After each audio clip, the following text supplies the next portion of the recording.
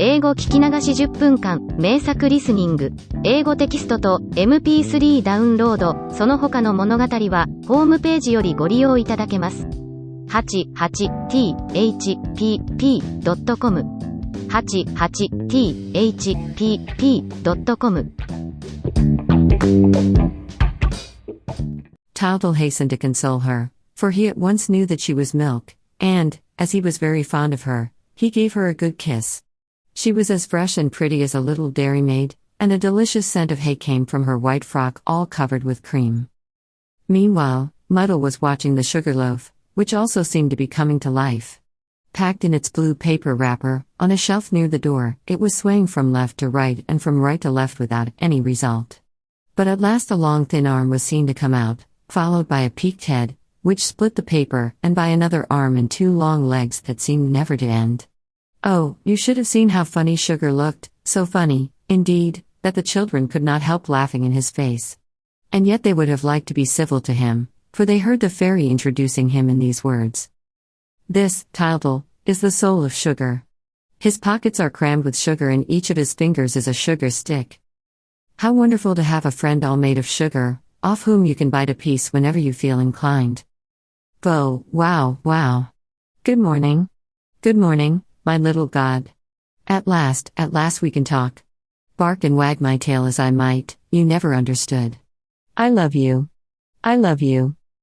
Who can this extraordinary person be, who jostles everybody and fills the house with his noisy gaiety? We know him at once. It is Tylo, the good dog who tries his hardest to understand mankind, the good-natured animal who goes with the children to the forest, the faithful guardian who protects the door, the staunch friend who is ever true and ever loyal. Here he comes walking on his hind paws, as on a pair of legs too short for him, and beating the air with the two others, making gestures like a clumsy little man. He has not changed, he still has his smooth, mustard-colored coat and his jolly bulldog head, with a black muzzle, but he is much bigger and then he talks. He talks as fast as he can, as though he wanted in one moment to avenge his whole race, which has been doomed to silence for centuries. He talks of everything, now that he is at last able to explain himself, and it is a pretty sight to see him kissing his little master and mistress and calling them his little gods. He sits up, he jumps about the room, knocking against the furniture, upsetting Mydle with his big soft paws, lolling his tongue, wagging his tail and puffing and panting as though he were out hunting. We at once see his simple, generous nature. Persuaded of his own importance, he fancies that he alone is indispensable in the new world of things. After making all the fuss he wanted of the children, he started going the round of the company, distributing the attentions which he thought that none could do without. His joy, now set free, found vent without restraint, and, because he was the most loving of creatures, he would also have been the happiest, if, in becoming human, he had not, unfortunately, retained his little doggy failings. He was jealous. He was terribly jealous, and his heart felt a pang when he saw Tylette, the cat, coming to life in her turn and being petted and kissed by the children, just as he had been. Oh, how he hated the cat! To bear the sight of her beside him, to see her always sharing in the affection of the family, that was the great sacrifice which fate demanded of him. He accepted it, however, without a word, because it pleased his little gods, and he went so far as to leave her alone. But he had had many a crime on his conscience because of her. Had he not, one evening, crept stealthily into Goody Berlinget's kitchen in order to throttle her old tomcat, who had never done him any harm? Had he not broken the back of the Persian cat at the hall opposite? Did he not sometimes go to town on purpose to hunt cats and put an end to them, all to wreak his spite? And now Tylette was going to talk, just like himself. Tylette would be his equal in the new world that was opening before him. Oh, there is no justice left on earth, was his bitter thought. There is no justice left. In the meantime, the cat, who had begun by washing herself and polishing her claws, calmly put out her paw to the little girl. She really was a very pretty cat, and, if our friend Tylo's jealousy had not been such an ugly feeling, we might almost have overlooked it for once. How could you fail to be attracted by Tylette's eyes, which were like topaz set in emeralds? How could you resist the pleasure of stroking the wonderful black velvet back? How could you not love her grace, her gentleness and the dignity of her poses? Smiling gently and speaking in well-chosen language, she said to Mydle, "Good morning, miss. How well you look this morning." And the children patted her like anything. Tylo kept watching the cat from the other end of the room. Now that she's standing on her hind legs like a man, he muttered, she looks just like the devil, with her pointed ears, her long tail, and her dress as black as ink. And he could not help growling between his teeth. She's also like the village chimney sweep, he went on, whom I loathe and detest and whom I shall never take for a real man, whatever my little gods may say. It's lucky, he added, with a sigh, that I know more about a good many things than they do. But suddenly, no longer able to master himself, he flew at the cat and shouted, with a loud laugh that was more like a roar. I'm going to frighten Tylette. Bo, wow, wow. But the cat, who was dignified even when still an animal, now thought herself called to the loftiest destinies. She considered that the time had come to raise a tall barrier between herself and the dog, who had never been more than an ill-bred person in her eyes, and, stepping back in disdain, she just said, Sir, I don't know you.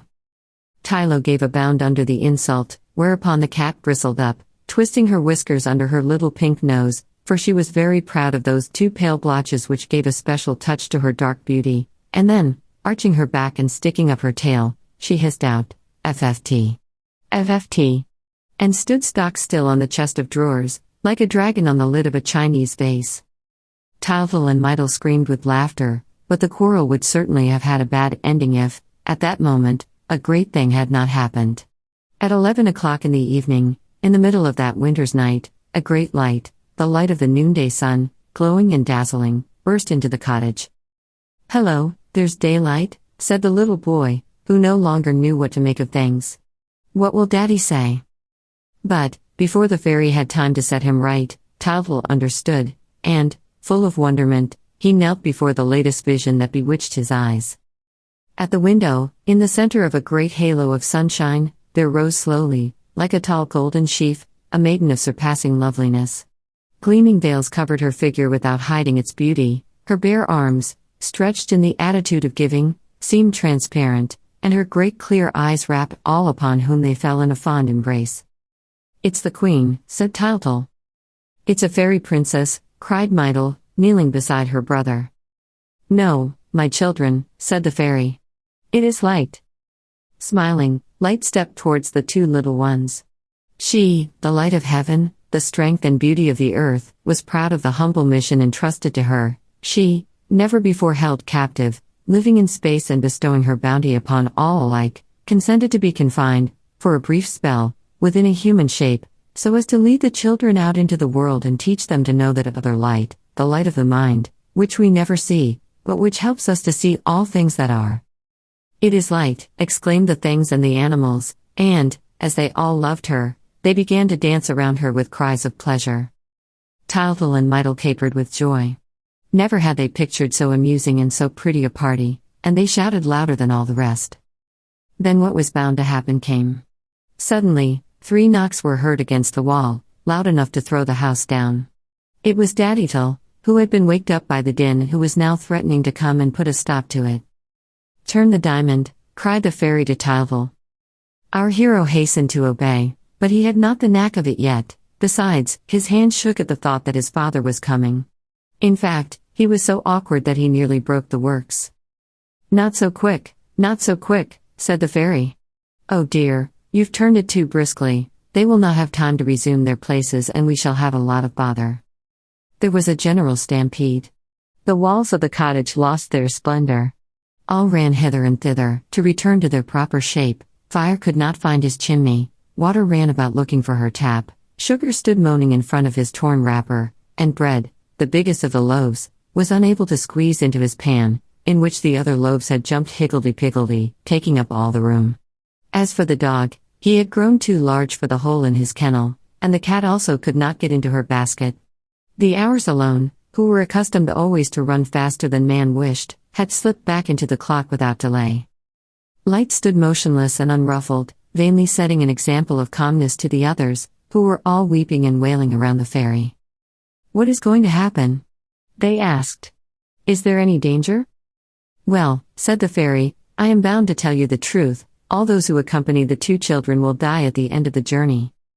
They began to cry like anything, all except the dog, who was delighted at remaining human as long as possible and who had already taken his stand next to Light, so as to be sure of going in front of his little master and mistress.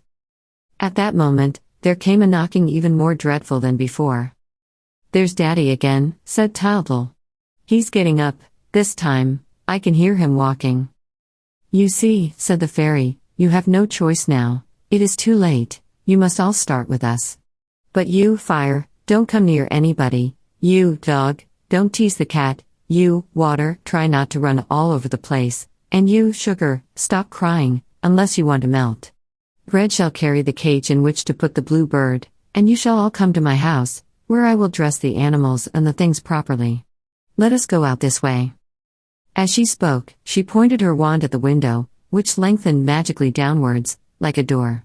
They all went out on tiptoe, after which the window resumed its usual shape.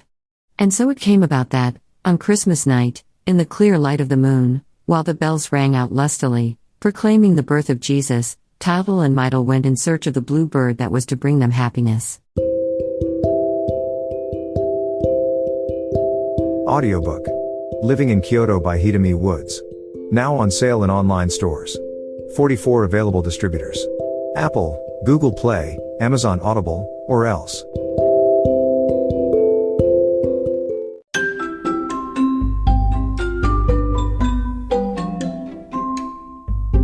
大好評。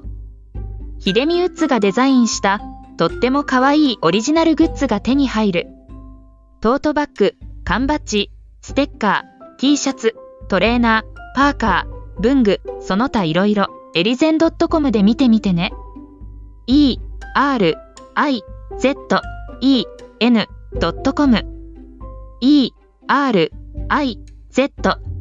erizen.com エリゼン .com。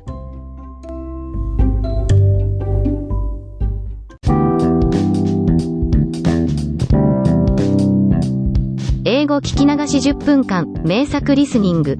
英語テキストと MP3 ダウンロード、その他の物語はホームページよりご利用いただけます。88thpp.com 88thpp.com